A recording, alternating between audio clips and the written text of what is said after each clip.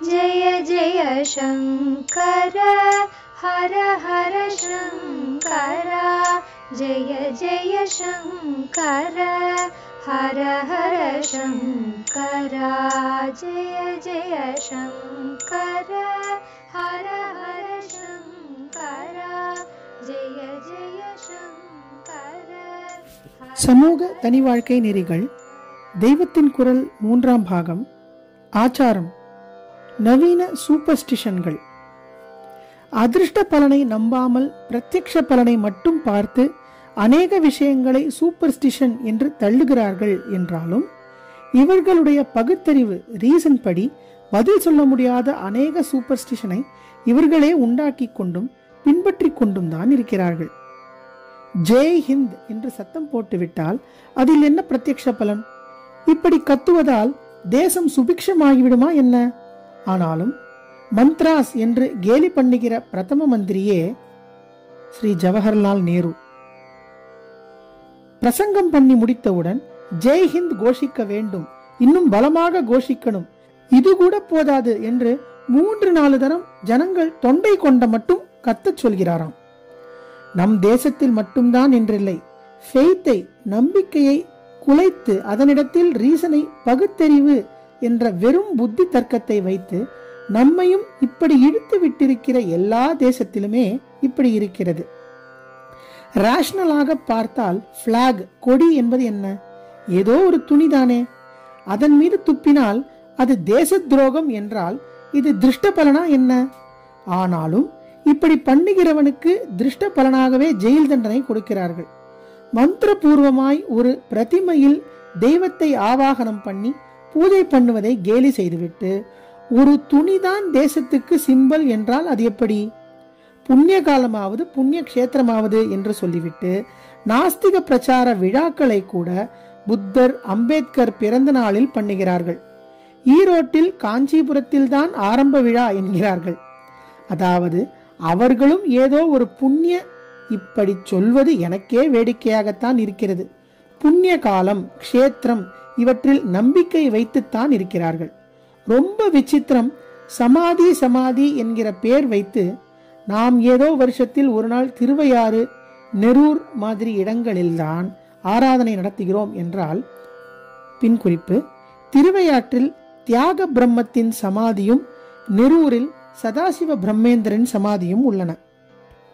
அவர்களோ நித்தியப்படி ஆராதனையே பண்ணி கொண்டிருக்கிறார்கள். ஆஸ்திகர்களாயிருக்கிற சட்டசபைக்காரர்கள் பதவி பிரமாணத்துக்கு முந்தி கோயிலுக்கு போகாமல் இருந்தாலும் இருப்பார்கள். போய்விட்டு வந்தாலும் கூட சொல்வதற்கு வெக்கப்பட்டு கொண்டு இருந்தாலும் இருப்பார்கள். ஆனால் இவர்கள் பகுத்தறிவாளர் என்று சொல்லிக் கொள்கிறவர்கள் சமாதி என்கிறார்களே, அதற்கு ஊர்வலமாக போய் மரியாதை பண்ணிவிட்டு வராமல் ஸ்வாரிங்கின் செய்வதே இல்லை. வெறும் ரீசன் என்று மட்டும் எடுத்துக்கொண்டால் அதற்கு பொருந்தாத அநேக விஷயங்களை எவருமே பண்ணத்தான் வேண்டியிருக்கிறது. அப்போதுதான் நம்முடைய லட்சியத்தில் நமக்கு ஒரு ஆர்வத்தை, ஈடுபாட்டை எழுப்பி அதற்கு மற்றவர்களின் ஆதரவையும் திரட்ட முடிகிறது. இதற்கு சின்னங்களும் காரியமும் இருந்தே ஆக வேண்டியிருக்கிறது. இப்படி கருப்பு, சிவப்பு அல்லது கதர் போட்டுக்கொண்டு கொடியையும் ஸ்லோகன் அட்டைகளையும் தூக்கி கொண்டு பாத யாத்திரை, சைக்கிள் ஊர்வலம், மாட்டு வண்டி ஊர்வலம் என்று நடத்தும் போது இதில் பகுத்தறிவுக்கு சேராத எத்தனை விஷயம் இருக்கிறது என்று பார்ப்பதில்லை.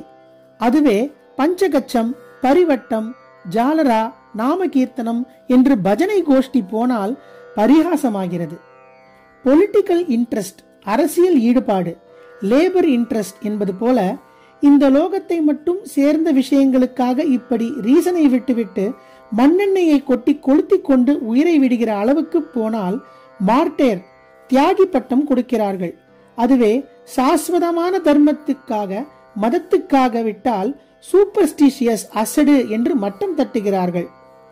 நாமே பெரியவர்கள், நமக்கு ஸ்டேட்டஸ் வேண்டும், நாம் எதற்கும் கட்டுப்படக்கூடாது, இஷ்டப்படி பண்ண வேண்டும், நம் புத்திக்கு புரிவதற்கு மேலே எதுவும் கிடையாது, எதையும் ஒப்புக்கொள்ள முடியாது, புத்திக்கு பொருந்தாமலே நாமே கூட அநேகம் பண்ணினாலும் பண்ணுவோம், ஆனாலும் சாஸ்திரக்காரர்கள் சொல்கிறார்கள் என்றால் அப்போது மாட்டோம் என்று இந்த ரீதியில் பல பேரையும் நினைக்கும்படியாக்கி இந்த லோகத்தில் நடைமுறை வாழ்க்கையிலும் ஒழுங்கு இல்லாமல் பரலோகத்துக்கும் வழி இல்லாமல் ஒரேடியாக குளறி வைத்திருப்பதுதான் ஆச்சாரங்களை கைவிட்டிருப்பதன் பலன்.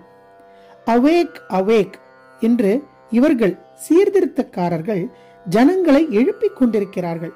அசட்டு சாஸ்திரத்தை நம்பி அறியாமையில் தூங்கிக் கொண்டிருக்கிறீர்களே, முழித்துக் கொள்ளுங்கள் என்கிறார்கள். எனக்கோ இப்படி விழித்துக் கொண்டு தேசத்தில் நடக்கிற வெறியாட்டத்தை பார்க்கிற போது மறுபடி நம் அசட்டு சாஸ்திரத்தை தூக்க மருந்து மாதிரி இவர்களுக்கு எப்படியாவது கொடுத்து தூங்க பண்ண மாட்டோமா என்று இருக்கிறது. சீர்திருத்தம் என்று சொல்லி சீராக இருந்ததை ஒழுங்கில்லாமல் ஆக்கியிருக்கிறார்களே, தாங்களாக திருந்தி இருந்தவர்களை தப்புக்களில் இழுத்து விட்டிருக்கிறார்களே என்று நினைக்கும் போது ஏற்கனவே விழித்துக் கொண்டிருந்தவர்களை இப்போதுதான் தூங்க பண்ணியிருக்கிறார்கள் என்றும் தோன்றுகிறது. வாஸ்தவத்தில் ரிலிஜன் ஓபியமே இல்லை. Religion is the opium of the people என்பது கார்ல் மார்க்ஸ் கூற்று. மதமானது அபினை போல் மக்களை மயக்கி விடுவது என பொருள். அதுதான் லோகமே நிஜம், இங்கே நாம் பார்க்கிறதற்கும் அனுபவிப்பதற்கும் மேலே எதுவுமே இல்லை என்று இந்திரிய மயக்கத்தில் தூங்கிக் கொண்டிருப்பவர்களை மயக்கம் தெளிவித்து எழுப்புகிற மருந்து. சீர்திருத்தம் என்று சொல்லிக்கொண்டு இயக்கங்கள் ஆரம்பித்த நாளாகத்தான் கொஞ்சம் நஞ்சம் இப்படி தெய்வ சம்பந்தமாக விழித்துக் கொண்டிருந்தவர்களுக்கும் அபேதவாத அபினை கொடுத்து மயங்க பண்ணியிருக்கிறது என்றே எனக்கு தோன்றுகிறது. தெய்வமும் மதமும் தர்மமும், தெய்வ சம்பந்தம் போச்சோ இல்லையோ, தர்ம சம்பந்தமும் போய்விட்டது. நாங்களும் தெய்வத்தை நம்புகிறவர்கள்தான், ஆத்மாவை நம்புகிறவர்கள்தான் என்று மத சீர்திருத்தக்காரர்கள் சொல்லி பிரயோஜனமில்லை.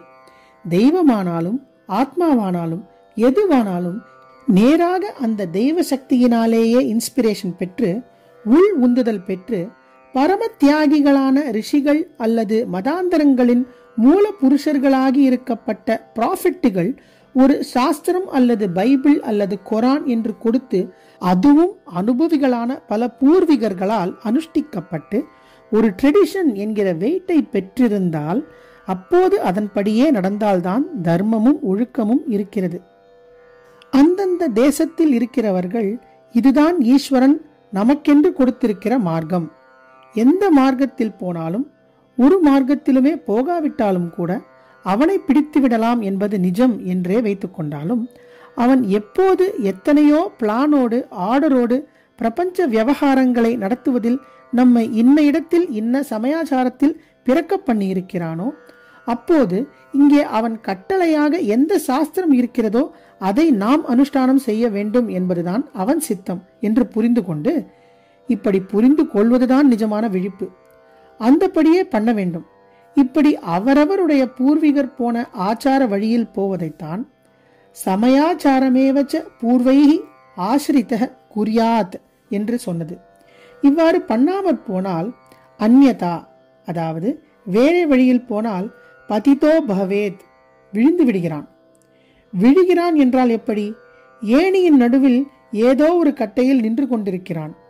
படிப்படியாக மேலே கொண்டு போவதற்கு சாஸ்திரம் இருக்கிறது. ரிஃபார்ம்காரர் இப்படி இன்ச்சாக நீ ஏறுவதென்றால் ரொம்ப நாள் ஹீனஸ்திதியில் இருந்து கொண்டே இருக்கணும். ஒரே தாவாக மேலே தாவு என்று கிளப்பிவிட்டு இவன் நிற்கிற கட்டையை உடைத்து விடுகிறார். இவனுக்கா மேலே தாவுகிற சக்தி இல்லை. என்ன ஆகும்? இருக்கிற ஸ்திதியிலிருந்து இன்னும் கீழே விழ வேண்டியதாகவே ஆகிறது. அந்யதா பதிதோ பவேத், பதிதனாக விழுந்தவனாக ஆகிறான். ஜெய ஜெய சங்கர, ஹரஹர சங்கர, மகாபிரியவா சரணம். जय जय शंकर, हर हर शंकर, जय जय शंकर, हर हर शंकर, जय जय शंकर, हर हर शंकर.